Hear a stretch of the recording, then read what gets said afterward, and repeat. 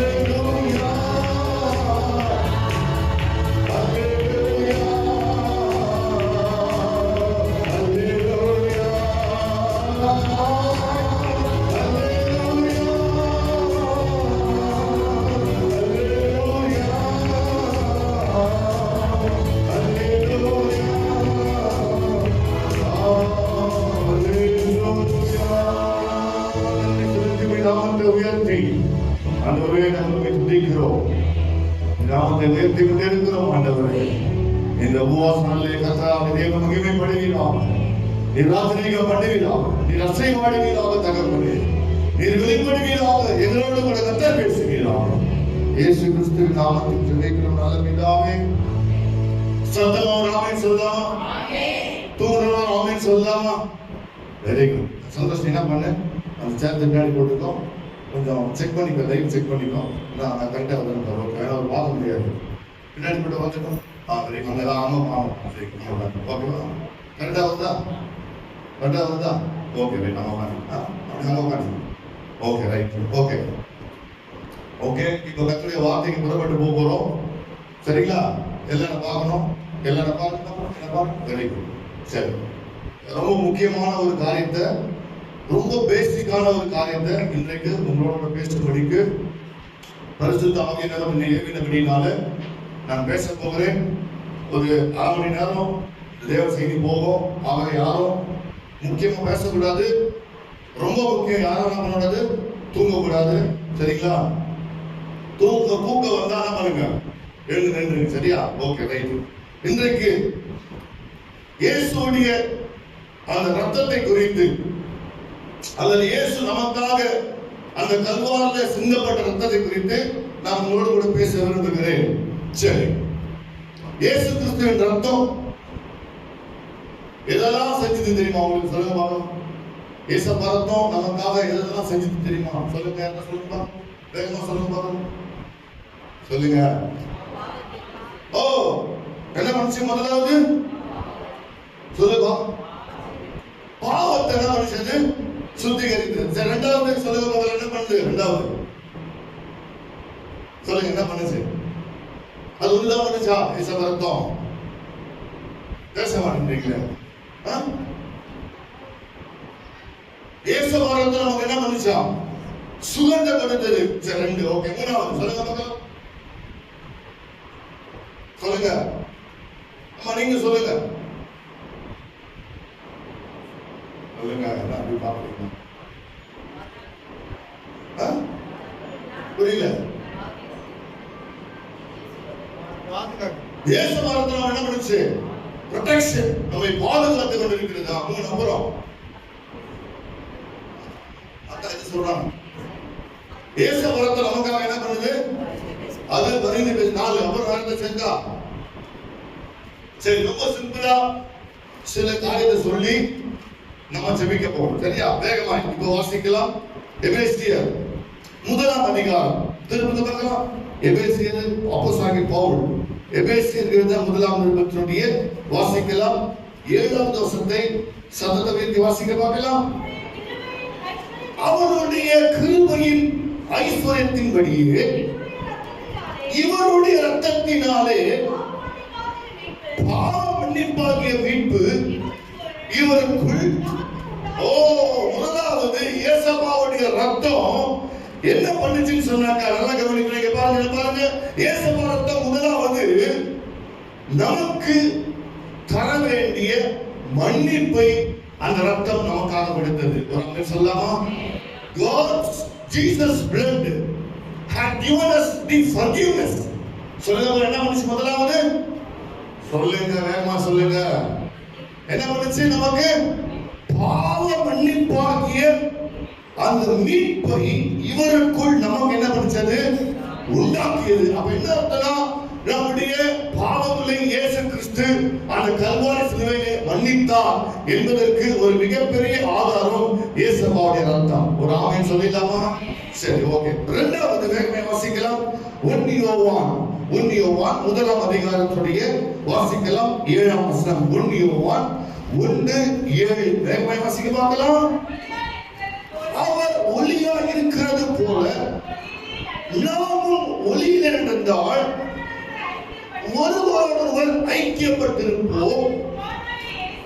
அவருடைய குமாரனாகிய இயேசு கிறிஸ்துவினுடைய ரத்தம் சகல பாவங்களை நீக்கி, இரண்டாவது அந்த இயேசுவுடைய ரத்தம் நம்ம சுமத்தப்பட்ட அனைத்து பாவங்களையும் அதை சுத்திகரிப்பதற்கு அந்த இயேசு ரத்தம் நமக்கு விலையாக நிறைவேற்றதா இருந்தது. சொல்லுங்க அல்லேலூயா. இயேசப்பா ரத்தம் நமக்கு மன்னிப்பை மாத்திரமல்ல, இரண்டாவது இங்க வசனம் சொல்லுகிறது இயேசு கிறிஸ்துவின் ரத்தம் சகலம் அப்படின்னா நீ செய்த எல்லா பாவத்தை, ஒரு நாளுக்கு எல்லா அக்கிரமத்தை இயேசப்பாவுடைய கல்வாரியின் ரத்தம் நம்மை நீக்கி அது நமக்கு மிகப்பெரிய சுத்திகரிப்பை உண்டாக்கினது. சொல்லுங்க ஆமென். சொல்லுங்க அல்லேலூயா. இயேசப்பா ரத்தம் நமக்கு நம்முடைய வாழ்க்கையில ரொம்ப விசேஷமானது என்னன்னா, நம்முடைய எல்லா விதமான பாவத்தை என்ன செய்து சொல்லுங்க பார்க்கலாம், அது கழுவி விட்டது. என்ன பண்ணி சொல்லுங்க பார்க்கலாம், அது ரொம்ப இம்பார்ட்டன்ட். ஏன்னா வெளியே புறப்பட்டு போனா அழுக்கிட்டு சொன்னா போக முடியுமா? ஒரு ஃபங்க்ஷன் போறீங்க, ஒரு திருமணத்துக்கு போறீங்க, அழுக்கா போக முடியுமா? எப்படி போவீங்க சொல்லுங்க? எப்படி போவீங்க? ஃப்ரெஷ்ஷா போவோம். அப்போ இந்த ஃப்ரெஷ்னஸ் நம்முடைய வாழ்க்கையில இருக்கிற நம்முடைய பாவத்தை கழுவினது இயேசுவாவுடைய ரத்தம். ஒரு ஆமென் சொல்லலாமா? அதைத்தான் தாவீது சொல்லுகிறார். வாசிக்கலாம் சங்கீதம் 32ஆம் அதிகாரத்துடைய 1ஆம் வசனம் வாசிக்கலாம். சங்கீதம் 32. எவனுடைய மீறுதல் மன்னிக்கப்பட்டதோ, எவனுடைய பாவம் மூடப்பட்டதோ. பத்தியா பழைய ஏற்பாட்டு காலத்துல தாவீது சொல்லுகிறார், என்ன சொல்லுகிறார்? எவனுடைய பாவத்தை கர்த்தர் மூடி இருக்கிறாரோ அவன் பாக்கியவான். அது பழைய ஏற்பாட்டு காலம். ஆனா இயேசுப்பா பிறந்த பிற்பாடு, இயேசு கிறிஸ்து வந்த பிற்பாடு இயேசுப்பா பாவத்தை மூடல, மாறாக நம்முடைய பாவத்தை அவர் கழுவி விட்டார். சொல்லுகிறார் அல்லேலூயா. சொல்லுங்க பார்க்கலாம். அப்ப என்ன அர்த்தம்? என்ன அர்த்தம் சொல்லுங்க? என்ன அர்த்தம் அப்படின்னா பாவத்தை கழுவினார் அர்த்தம்.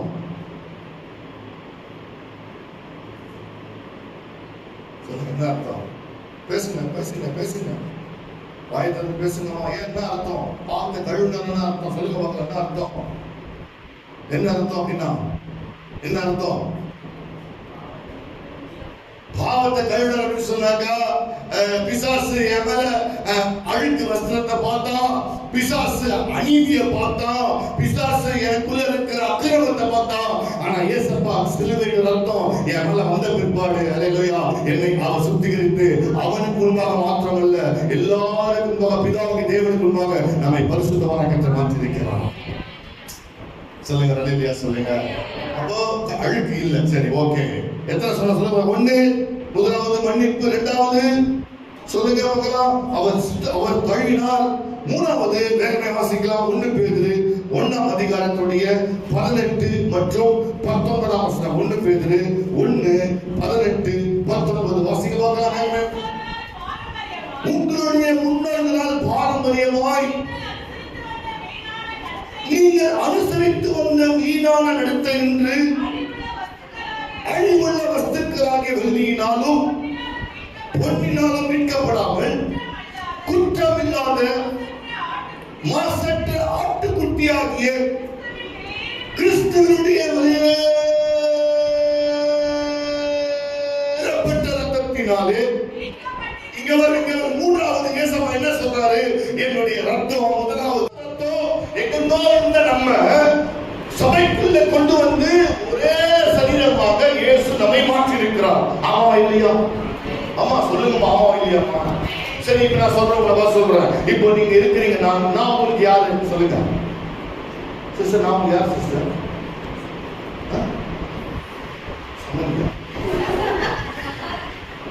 சகோதரனா? ஓகே, சகோதரன். நான் யாருப்பா உங்களுக்கு? அண்ணா. தம்பி, நான் யாருப்பா உங்களுக்கு? அண்ணா.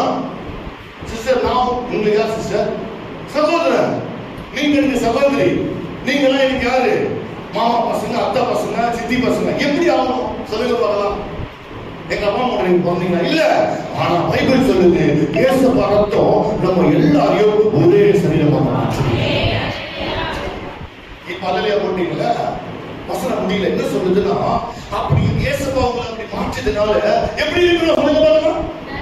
எப்படி இருக்கணும்? ஓ, நன்றியா இருக்கணும். எப்படி இருக்கணும்? எப்படி இருக்கணும்? நன்றியா இருக்கணும். இங்க என்ன பாருங்க, என்ன பாருங்க, அதோ ப்ளீஸ் என்ன பாருங்க, ரிசல்ட் பாருங்க. நன்றியா இருக்கணும். யாருக்கு நன்றியா இருக்கணும்?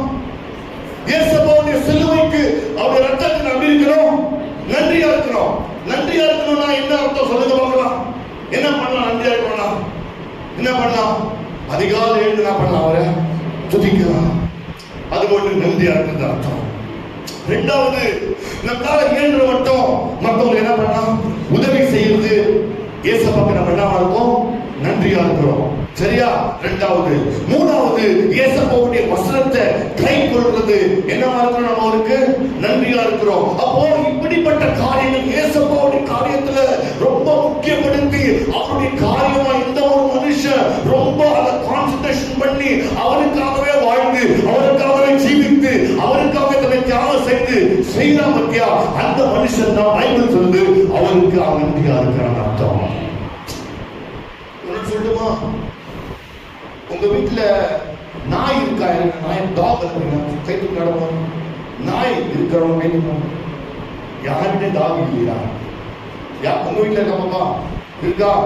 இருக்கா இல்லையா? இருக்கு. சரி, அந்த நாய் என்ன பண்ணோம்? எப்பனா யாரா ஒருத்தர் ஒரு பிஸ்கெட் போட்டாங்க வச்சுங்களேன், என்ன பண்ண தெரியுமா? சொல்லுங்க. அடுத்த முறை அந்த வீட்டுக்கு வர போனா அந்த நாய் என்ன பார்த்து கடிக்க வராது, மாறாக என்ன பண்ணும்? என் காலை சுத்தி சுத்தி வாழாட்டும். ராமா இல்லையா? ஒரு முறை போட்டா போதும், பல வருஷம் மிச்சம் போயிட்டா என்ன பண்ண? கரெக்டா இருக்கணும். ஞாபகப்படுத்தி என்ன பண்ணாது? அது வாழாட்டுறது சும்மா ஆட்ல, அது நன்றி என்ன பண்ணுது? வெளிப்படுத்துது. சொல்லுங்க, சொல்லுங்க. அப்ப ஏசப்பா கிட்ட நம்ம நன்றியோ அதுக்குங்க நம்ம வெளிப்படுத்துற விதமாக நம்ம கிட்ட வாழ கிடையாது. ஆனா ஒண்ணு செய்யலாம், நம்முடைய ஆவி நம்முடைய ஆத்மா சரீரத்தை தேவனுக்காக ஜீவன வழியாய் ஒப்பு கொடுப்பதுதான் நாம் அவருக்கு நன்றியா இருப்போம். சொல்லுங்க, சொல்லுங்க. Be thankful. ஏசப்பாவுடைய சிலுவைக்கு, அவருடைய ரத்தத்திற்கு, அவருடைய மரணத்துக்கு நம்ம எப்போதும் நன்றியாக இருக்க வேண்டும். நன்றி மறக்கக்கூடாது. தமிழ் ஒரு பழமொழி சொல்லுவாங்க, நன்றி கெட்ட நாயன்னு சொல்லுவாங்க. பார்த்துருக்கீங்களா? ஏன் அப்படி சொல்றாங்க தெரியுமா? ஏன் சொல்றாங்க தெரியுமா?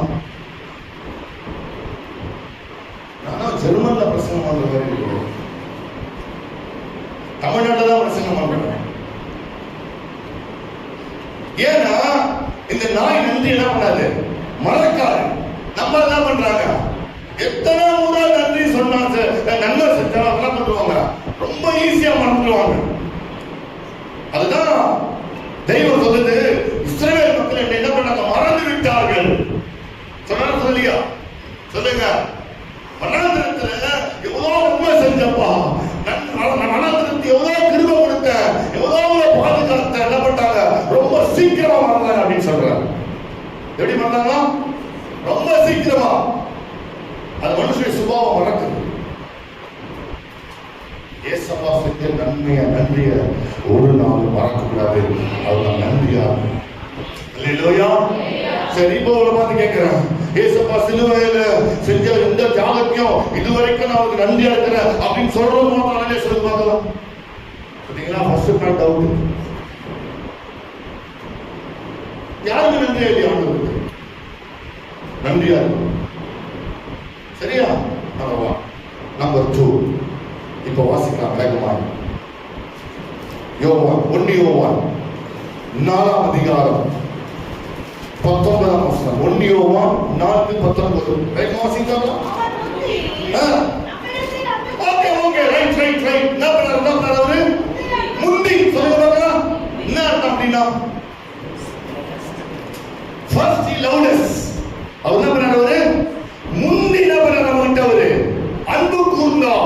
இங்க பாருங்க, நம்ம இயேசுவோட பண்ண ஒரு நாளும் நேசிக்கல, அவரை தேடி போல, அவரை அறியல. ஆனா பைபிள் சொல்லுது, நீங்கள் என்னை தெரிந்து கொள்ளவில்லை அப்படின்னு. முந்தி அவர் இயேசுவை என்ன பண்ணாரு? அன்பு கூர்ந்தா. சொல்லுங்க, அல்லேலூயா சொல்லுங்க.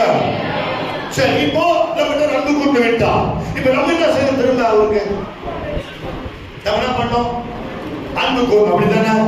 உங்களுக்கு 500 ரூபாய் கடன் கொடுக்குறேன், திரும்பி நீங்க தருவீங்க? சொல்லுங்க. 500 ரூபாய் திரும்ப கொடுத்தா கடன், 6 ரூபாய் கொடுத்தா வட்டி. அது இல்லை. அப்ப என்ன பண்ண? 500 ரூபாய் கொடுத்தா என்ன பண்ணுவீங்க? 500 ரூபாய் என்ன பண்ணுங்க? திரும்ப கொடுத்துருவீங்க. பக்கத்து வீட்டுல வந்து ஒரு கிளாஸ் மிளகா பொடி வாங்குறீங்க வச்சுக்கலாம். சிஸ்டர், எங்க வீட்டுல மிளகா பொடி கலையை வச்சு வாங்குறீங்க. இப்ப அவங்க தராங்க. 2 நாள் கழிச்சு நீங்க மிளகா சின்ன 10 எவ்வளவு கொடுப்பீங்க? 10 கிளாஸா கொடுப்பீங்க. அந்த ஒரே கிளாஸ் கொடுப்பீங்க. தலை வெட்டி கொடுத்தா இவங்க என்ன பண்ணுவாங்க? தலை வெட்டி கொடுப்பாங்க. தலை வெட்டாம கொடுத்தா இவங்க என்ன பண்ணுவாங்க? தலை. இதுதான் நம்மளுடைய இயல்பு. டிக் ஃபார் டாக் அப்படி சொல்லுவாங்க. அவங்க பண்ணது நான் பண்ண. இப்ப நான் சொல்றேன், இயேசு உங்ககிட்ட அன்பு கூறுறாரு, முந்தி அன்பு கூர்ந்தாரு. நீ அன்பு கூறுவதற்கு அடையாளமாக என்ன செய்து கொண்டிருக்க?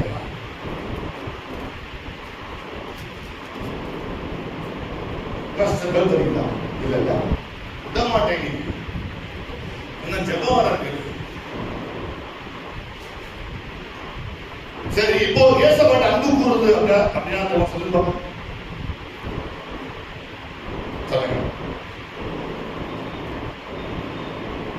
சொல்லுங்க சார், சொல்லுங்க.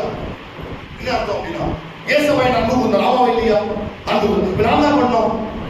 அன்பு கூறணும். எப்படி அன்பு கூற முடியும்? வாசிக்க பார்க்கலாம், வேகமா வாசிக்க பார்க்கலாம். வாசிக்கலாம். யோவான் 14ஆம் அதிகாரம், John chapter 14 verses 21. வாசிக்க பார்க்கலாம். யோவான் 14:21 வாசிக்க பார்க்கலாம். வேகமா வாசிங்க. சரி, எந்த ஒரு மனுஷன் இயேசுவுடைய கற்பனையை பெற்றுக்கொண்டு அதை கை கொள்றானோ, பைபிள் சொல்லுது அவன் என்ன பண்றான்? அன்பா இருக்கிறான். சொல்லுங்க, ஒரு அல்லேலூயா சொல்லுங்க. சும்மா நான் வந்து பாட்டு பாடுறதுனாலயோ, சபைக்கு வந்து நான் வந்து நேரம் தவறாம வர்றதுனாலயோ, வாரம் சபைக்கு வர்றதுனாலயோ, வாரம் காணிக்க போறதுனால இல்ல. இங்க பைபிள் சொல்லுது, நீ என்னதான் செஞ்சாலும் எந்த ஒரு மனுஷன் தேவனுடைய கற்பனையை கை கொள்றானோ அந்த மனுஷன் தான் உண்மையாகவே இயேசு கிட்ட அன்பு கூர்ந்து கொண்டிருக்கிறான். சொல்லுங்க, அல்லேலூயா சொல்லுங்க பார்க்கலாம். இப்போ உங்களை பாத்தீங்க செகண்ட், அந்த இயேசுவோட கல்வாரி சிலுவைக்கு நீங்க உண்மையாகவே நன்றியா இருந்தீங்கன்னா நீங்க அன்பு கூறுவீங்களா? நான் தவறாம ஏசப்பா சொன்ன எல்லா கட்டளையும் நான் கை கொள்றேன் அப்படின்னு சொல்ற கைது காணுங்க. யாருமே இல்லை. சரி, நான் இல்ல, ஆனா நான் ட்ரை பண்ணிட்டே இருக்கிறேன், ஒவ்வொரு நாளும் நான் அதுக்காக போராடுறேன் அப்படின்னு சொன்ன கைது பண்ணுவோம். ஒரே 2 பேர் ட்ரை பண்றது 2 பேர்.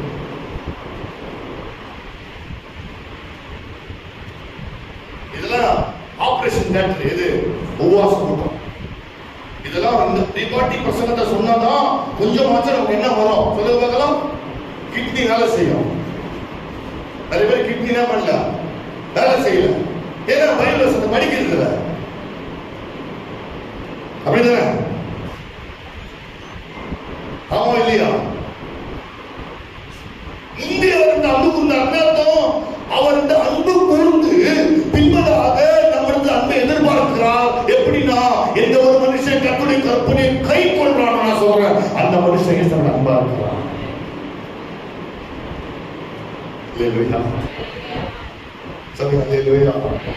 இப்போ வாசிங்க 1 யோவான் 3ஆம் அதிகாரம் 16ஆம் வசனம். 1 யோவான் 3:14. சரி,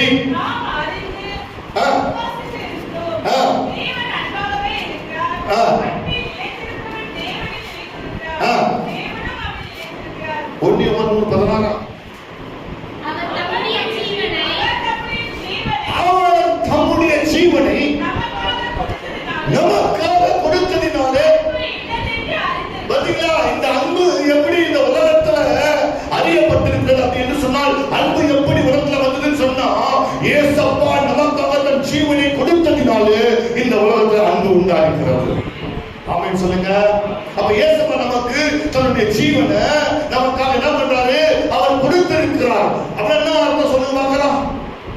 என்ன அர்த்தம் அப்படின்னா, ஃப்ரீயா கொடுத்தா சொல்லுங்க. ஃப்ரீயா கொடுக்குறா அப்படின்னா,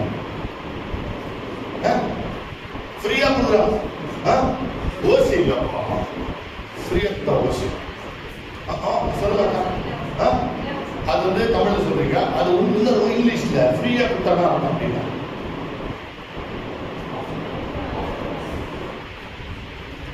gift gift சூப்பரா சார் கேக்குதா உங்களுக்கு?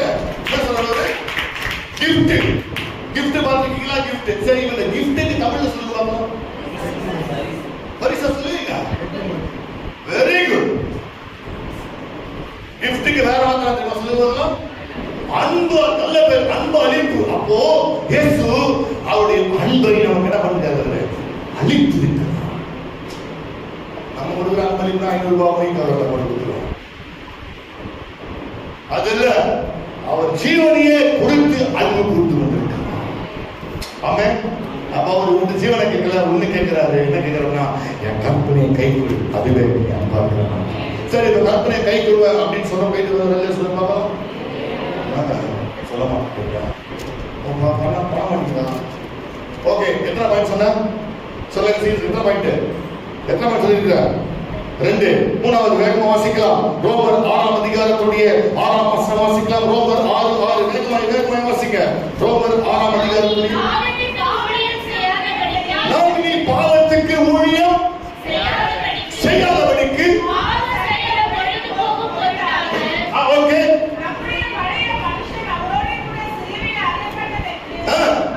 போதும். என்ன அர்த்தம்? அந்த நம்முடைய பாவம் சரீரமாகிய இந்த சரீரம் ஒழிந்து போகத்தக்கதாக நம்முடைய பழைய மனுஷன் அவரோடு கூட எங்க அறையப்பட்டிருக்கான் சொல்லுவாங்களா? சிலுவையிலே அறையப்பட்டிருக்கிறான். இங்க பாருங்க, நல்லா என்ன பாருங்க, என்ன பாருங்க, என்ன பாருங்க, என்ன பாருங்க, என்ன பாருங்க. பழைய மனுஷன் சொல்லுங்க பார்க்கலாம். ஓல்டு மேன் சொல்லுங்க பார்க்கலாம். ஓல்டு உமன், பழைய மனுஷன். அவ பழைய மனுஷன் இருக்கிறோம், புதிய மனுஷன் இருக்கிறான். பழைய மனுஷன் சொன்னா யாரா? உன்னத்தை யாரு? புதிய மனுஷன். அப்ப பழைய ஜெரோம் அப்படின்ற யார் சொல்ல பார்க்கலாம்? பழைய பாவத்தில் இருந்தவன், பழைய இச்சைக்குள் இருந்தவன், பழைய கசப்புக்குள் இருந்தவன், பழைய கோபத்துக்குள் இருந்தவன், பழைய சுபாவத்துக்குள் இருந்தவன், பழைய தேவனுக்கு பிரியம் இல்லாம தேவனுக்கு சத்துருவாய் பழசா வாழ்ந்து கொண்டிருந்தான். ஆனால் இனி நான் பழைய மனுஷனை நான் சிலுவையில் அறைந்து போட்டு நான் புதிய மனுஷனாய் மாறும் எடுக்கிறான் பண்ற எல்லா பழைய சுபாவங்களை சிலுவையிலே அறைந்திருக்கிறேன்.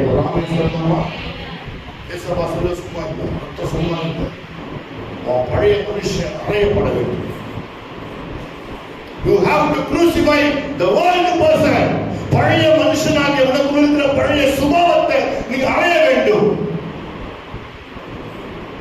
ரட்சிக்கப்படுவதற்கு முன்னதாக நம்ம என்ன பண்ணோம்? பொறாமைப்பட்டோம்.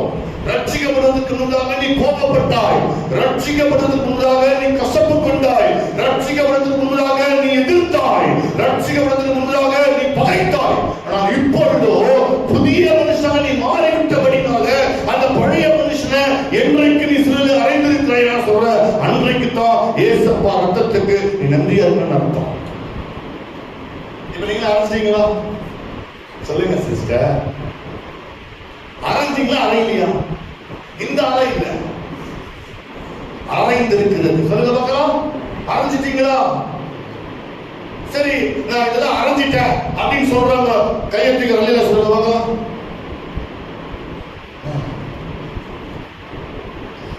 இப்படிதான் ரொம்ப கஷ்டமா இருக்கு. சிஸ்டர் அரைஞ்சீங்களா? சிஸ்டர் பைபிள் ரோமர் 6 பவுல் சொல்றது, நான் பழைய மனுஷன் அவரோட அடைஞ்சிருக்கிறேன். இன்னும் அடைக்கிறதா எப்படி சிஸ்டர்? சிஸ்டர் கோபப்படலாம், தப்பு இல்லை. கோபம் வந்தா அவன் மனுஷன். கோபம் வரலன்னா அவன் சத்த போனோம். கோபம் கண்டிப்பா வரணும். ஆமா இல்லையா? கோபம் வரலன்னு சொன்னாங்க கேட்பாங்க, ஒரு சூடு சொல்றீங்கன்னு கேட்பாங்க. கோபம் வரணும். நல்ல விஷயத்துக்கு வைராக்கியம் பாராட்டுவது நல்லதுன்னு பைபிள் சொல்லுது. நல்ல காரியத்துக்கு கோபப்படதான் வேணும் இல்லைன்னு சொல்லல. ஆனா தேவையில்லாம கோபப்படுறது முட்டாள்தனம்.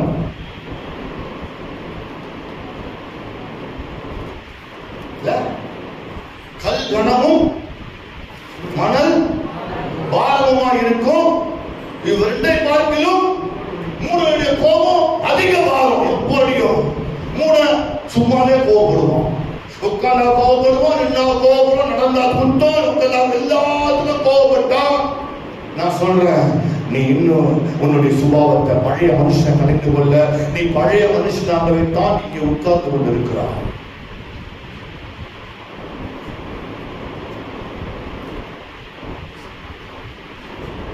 சிலுவையில் அறையணும். கலாத்தியர் 2ஆம் அதிகாரம் 20ஆம் வசனம் வாசிக்க பார்க்கலாம். கலாத்தியர் 2:20 வேகமா வாசித்து முடிக்கும். குயிக்கா. சரி, ஓகே. இயேசு கிறிஸ்து உனக்குள்ள பிழைத்திருக்க வேண்டும் என்று சொன்னால் கிறிஸ்துவோடு கூட அந்த பழைய மனுஷன் கொள்றாயோ அன்னைக்கு நான் சொல்றேன், நீ அல்ல, உனக்குள்ளே கிறிஸ்து வாழ்ந்து கொண்டிருக்கிறார். கரெக்டா தப்பா? தப்பா ரைட்டா சொல்லுங்க. இல்ல நீங்க சொல்ற தப்பு அப்படின்னு சொல்றவங்க கை தூக்கி பார்க்கலாம். இல்ல நீங்க சொல்றதெல்லாம் கரெக்ட் அப்படின்னு சொல்ற கை தூக்கி பார்க்கலாம். நான் சொல்றதெல்லாம் கரெக்டா நான் சொல்றேன், பைபிள் வசனம் சொல்லுங்க. சரி, அடுத்தது அப்போ பார்க்கலாமா? வேகமாக வாசிக்கலாம். எபிரேயர் 6ஆம் அதிகாரத்துடைய வாசிக்கலாம் 4ஆம் வசனம். எபிரேயர் 6:4 வேகமாக வாசிக்க பார்க்கலாம். எபிரேயர் 6ஆம் அதிகாரம் 4ஆம் வசனம். சரி,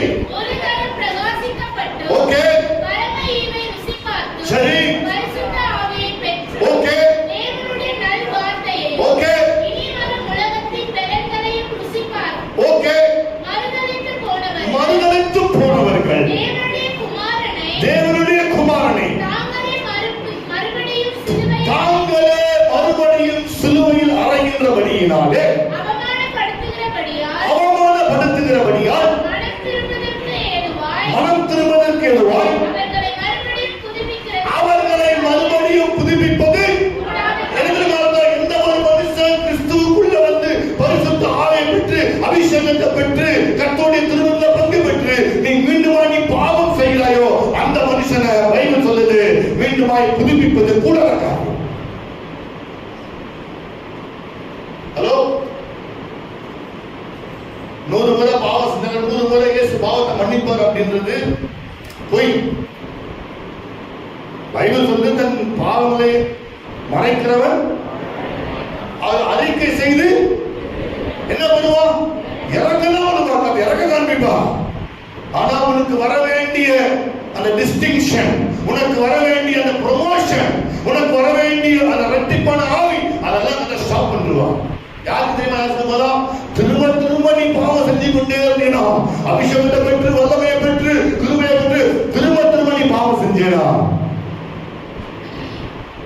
பைபிள் சொல்லுது உன்னை புதுப்பிக்க முடியாது. பேக் ஸ்லைடிங், பின்மாற்ற ஜீவியம், மறுதலித்து போனவர்கள்.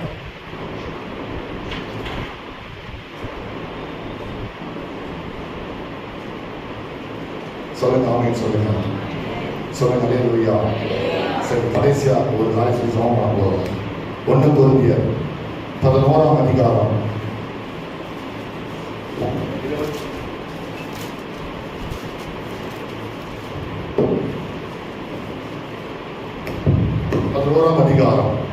24-25. சரி,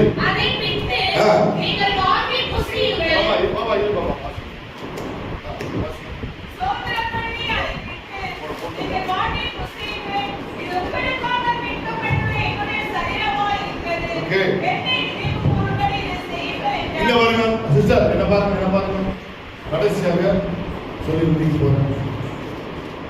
இயேசுவுடைய கல்வாரி ரத்தத்தினுடைய பாடுகளை நாம் ஒரு நாள் மறக்கக்கூடாது. சொல்லுங்க, பைபிள் சொல்லுது என்னை நினைவு கூறும்படி இதை செய்யுங்கள் சொன்னாக்கா நம்ம அதை ஒரு நாள் என்ன பண்ணக்கூடாது? சொல்லுங்க. அதிகாலையில் எழுந்த உடனே சவுண்ட் கம்மியாக தம்பி, அதிகாலையில் எழுந்த உடனே ஏசப்பாவுடைய கல்வாரி சிலுவையை நீங்க பார்த்து அறிக்கை பண்ணணும்.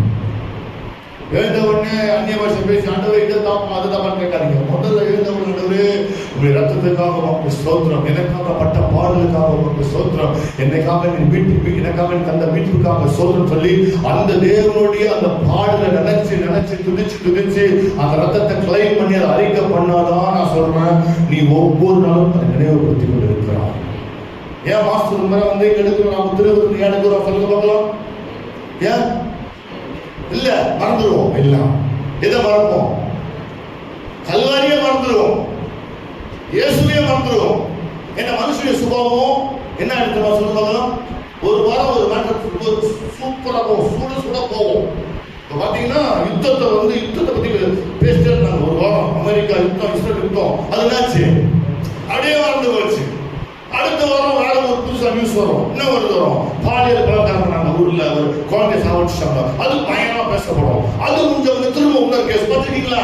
இது மனுஷனுடைய சுபாவம். ஒரு காலத்துல கவர்மெண்ட் எப்படியே புஷ்டு வரும், அப்புறம் புஷ்டு போயிடும். திரும்ப ஒரு காரியம் போன வருஷம் ஆச்சு விஷயம் மறந்து போச்சு. அப்பதான் பைபிள் சொல்லுது, 103:2 வாசிக்கிறோம், அவர் செய்த சகல உபகாரங்கள் என்ன பண்ணாத நீ. ஏன் சொல்றாருன்னா நீ மறக்கிற ஜாதி. என்ன பண்ற அடிக்கடி மறக்கிற. பைபிள் சொல்லுது தினந்தோறும் என்ன பண்ணு அதை நினைவுறுத்தும்.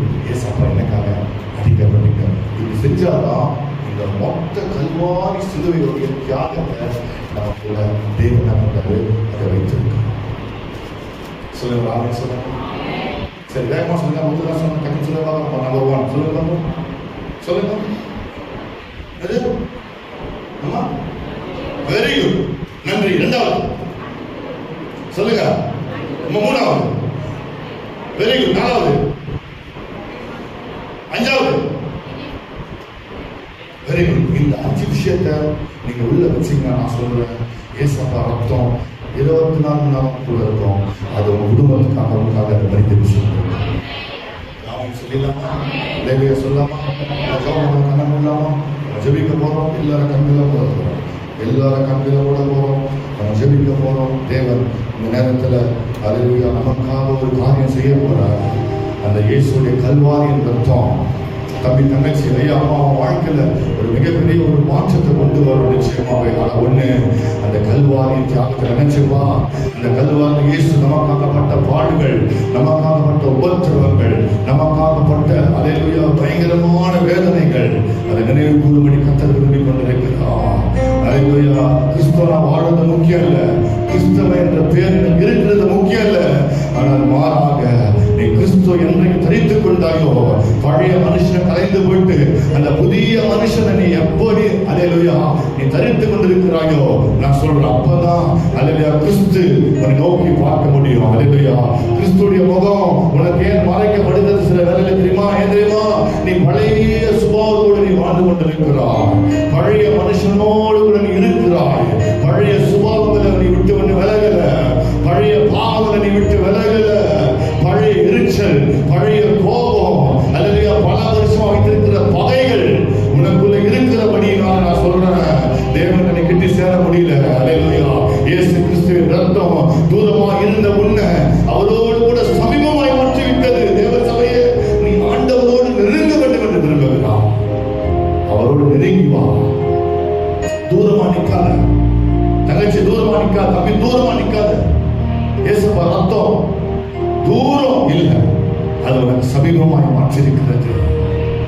அவரோடு பேசும்படி ஆக்சஸ் சீக்கிரமா நீ ஆக்சஸ் பண்ணலாம். உண்மைதான், தூரம் இருந்தால் உனக்கு ஒரு சம்பந்தம் இல்லை. நீ பாவத்தில் இருந்த, அக்கிரமம் செஞ்சிருந்த, துர்குணத்தில் இருந்த, பலவிதமான பழைய சுபாவத்தில் இருந்த அவர்கிட்ட நெருங்க முடியல. ஏன்னா பைபிள் சொல்லுது அவர் பாவத்தை பாராத சுத்த கண்ணரா இருந்தாரு. ஆனால் என்றைக்கு கிறிஸ்துவுடைய சிலுவை ரத்தம் உனக்காக சிந்தப்பட்டதோ அன்றைக்கு நீ சமீபமா மாறிட்ட. நீ அவட கிட்ட நீ வந்திருக்கிற, அவட இணைந்து நீ வந்திருக்கிற. இன்றைக்கு அந்த சிலுவை ரத்தம் யாரா சிலுவை வேணுமோ நீ ஜோம் பண்ற ரத்தம் எனக்கு வேணும். என் குடும்பத்துக்கு வேணும்பா, என் பிள்ளைக்கு வேணும். நேற்று எங்க ஆபீஸ்ல பெங்களூர்ல போன் பண்ணாரு. ஒரே சந்தடியா இருந்த பின்னாடி என்னன்னு கேட்டேன். 2 வயசு குழந்தை புதுசா அந்த வியாதியில மறிச்சு போச்சு சொன்னாரு. ரொம்ப நான் வேதனை பண்ணாதவரே, 2 வயசு பிள்ளை வியாதியில மறித்து போய்விட்டது. இன்றைக்கு எத்தனை வியாதி வந்தாலும் உன் குடும்பத்தை கர்த்தர் பாதுகாக்கிறாரு ஐயா. உன் பிள்ளைகளை கர்த்தர் பாதுகாக்கிறாரு ஐயா. ஐயா உன் குடும்பத்தை கண்ணுதமா கர்த்தர் பாதுகாத்து வந்தோம். இயேசுவின் ரத்தம் உனக்காக சிந்தப்பட்டிருக்கிறது. என்னுடைய சபை நீ மறக்கக்கூடாது. ரத்தம் உன்னை சூழ்ந்து கொண்டிருக்கிறது. உன் குடும்பத்தை சுற்றி வேறு இருந்தால் அல்லையா அப்படிப்பட்ட தெய்வத்துக்கு நீ உண்மையாக நீ நன்றியாக தெய்வத்தை நீ மறக்காத. அந்த கல்வாரி ரத்தத்தை நீ மறக்காத. தொடர்ந்து நீ முன்னேறி போ, தொடர்ந்து உள்ள போ, இன்னும் அவரை அறிந்து கொள். ஏசப்பா ரத்தம் செய்து அவர் இன்னும் அறிய எனக்கு வழி காட்டுகிறது. நல்லா பவுல் சொல்றாரு, கிறிஸ்துவை அறிகிற அறிவின் மேன்மைக்காக இவை எல்லாவற்றையும் நஷ்டம் என்று குப்பையாக எண்ணுகிறேன். எதெல்லாம் நீ மேன்மையாக வைக்கிறாய் அதெல்லாம் அவர் அறிகிற அறிவுக்காக அது நஷ்டமா எண்ணு. சபையை அவர் அறிந்து கொள். அவர் அறிவதுதான் நித்திய ஜீவன். அவர் அறிந்து கொண்டுதான் தேவன் சபையை கொடுத்திருக்கிறார். அவர் அறிந்து கொண்டுதான் தேவன் உனக்கு பரிசுத்த வாழ்க்கை கொடுத்திருக்கிறார். அவரை அறிந்து கொள்வதற்காக தேவ சபையிலே ஆண்டவர் வேத வசனங்களை உனக்கு தியானம் பண்ண வைத்திருக்கிறார். அவர் தேவ சபையில் உட்கார்ந்து ஜெபிக்க ஜெபிக்க நீ அவரை நன்றாக அறிந்து கொள்ள முடியும். எல்லாரும் ஜெபம் பண்ண போறோம். எல்லாம் ஜெபிக்கலாமா? முடிஞ்சா முழங்கால் படி போட்டு எல்லாரும் கொஞ்ச நேரம் ஒரு அரை மணி நேரம் ஜெபிக்க போறோம். அல்லேலூயா. ஒரு தேவ சமூகத்துல ஒரு விடுதலையோடு புறப்பட்டு போறோம். இன்னைக்கு வந்திருக்கிற பிள்ளைகள் அப்படியே பெருமையாய் போட்டு இல்ல, தேவனுடைய அல்லேலூயா வெளியேறப்பட்ட நன்மைகளை பெற்றுக்கொண்டு தேவனுடைய வெளியேறப்பட்ட ஆசீர்வாதங்களை பெற்றுக்கொண்டு புறப்பட்டு போகத்தான் வேண்டும். அல்லேலூயா. வந்த வண்ணமா போனேனா அதுல ஒரு பிரோஜனம் இல்லை. நீ வந்தது வேஸ்ட். அல்லேலூயா. உன் நேரம் வேஸ்ட், உன் எனர்ஜி வேஸ்ட். அப்படி போயிடாத, அப்படி போவாத. கொஞ்சம் வாயை திறந்த ஆண்டவரே எனக்காக எவ்வளோ நீங்க தியாகம் பண்ணிருக்கீங்க.